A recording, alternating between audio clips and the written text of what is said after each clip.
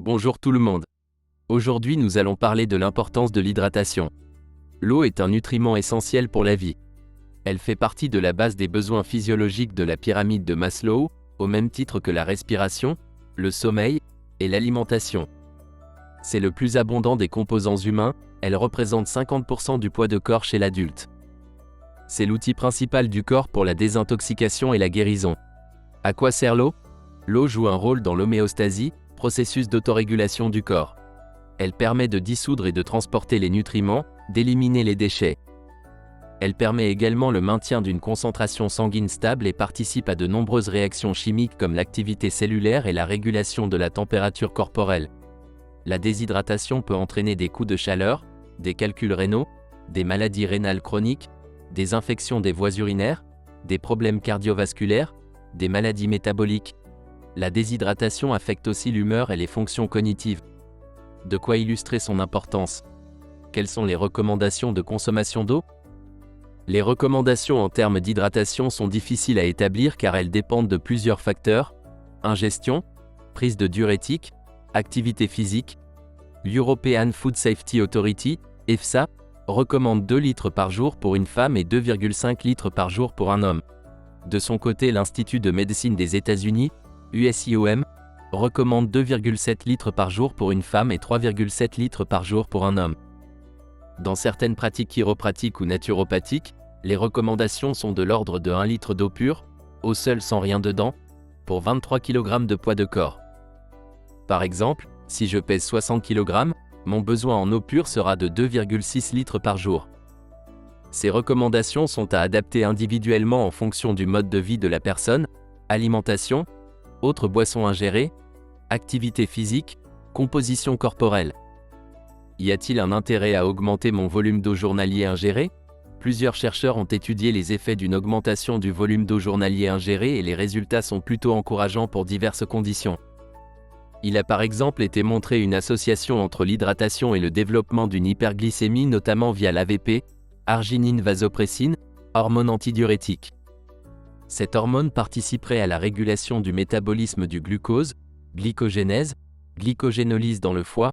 Une autre étude effectuée sur 12 mois a montré qu'une hydratation supérieure à 1,5 litre par jour réduit le nombre d'infections urinaires.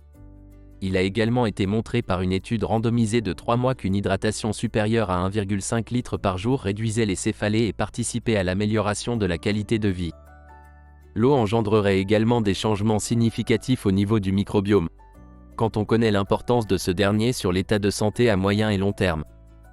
Une autre étude menée chez des femmes entre 18 et 30 ans souffrant de dysménorrhée a montré que l'augmentation de la quantité d'eau journalière ingérée régulait la durée des menstruations, diminuait la douleur et diminuait la prise d'antalgiques. Victor Frank, chiropracteur et naturopathe, avait pour habitude de dire « Si vos patients viennent avec une douleur, ils ont 2 choses, ils sont déshydratés ou ils ont un problème lié au sucre ou les deux. Il arrive régulièrement que les patients qui consultent au cabinet s'améliorent notamment en augmentant leur quantité d'eau journalière. J'ai en tête une patiente qui avait d'importantes douleurs de dos, lombaires et cervicales. Dès la première consultation, elle s'est mise à boire les quantités d'eau recommandées et aucune autre boisson. À la deuxième consultation, elle n'avait plus aucune douleur et son état était stabilisé des mois plus tard. Depuis, elle encourage tout le monde de boire de l'eau.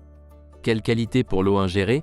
En France, l'eau et sa qualité est très contrôlée notamment pour vérifier la présence de bactéries, de virus, de nitrates, de pesticides, de radioactivité, de plomb.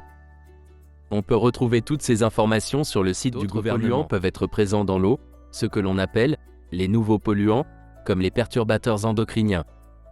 Pour éviter cela, certaines personnes préfèrent utiliser une carafe filtrante ou une fontaine à eau. D'autres personnes préfèrent consommer de l'eau en bouteille. C'est une alternative mais il faut prêter attention aux résidus à sec de l'eau consommée. Certaines eaux devraient plus se boire sous forme de cure plutôt qu'en consommation journalière à long terme. Au quotidien, il est préférable de se tourner vers des eaux avec un résidu à sec faible, 300 mg par litre. L'inconvénient de l'eau en bouteille est la possible présence de microplastiques dans l'eau et l'utilisation de plastique même si ce dernier est souvent recyclable. L'eau, plus qu'une boisson ?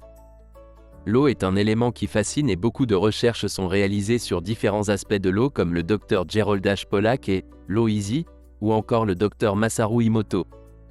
Ce dernier travaillait sur l'influence de la pensée et des émotions sur l'eau et sa structure. Il prenait des photographies de cristaux d'eau, eau qui avaient été soumises à différentes vibrations ou informations.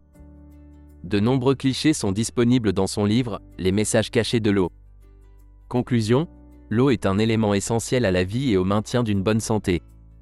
Les recherches sur l'eau sont nombreuses et ne cessent d'évoluer sur différents plans et points de vue. C'est une habitude simple à mettre en place, en étalant les volumes d'eau sur la journée, pour entretenir sa santé. J'espère que cette vidéo vous a plu et n'oubliez pas, buvez de l'eau.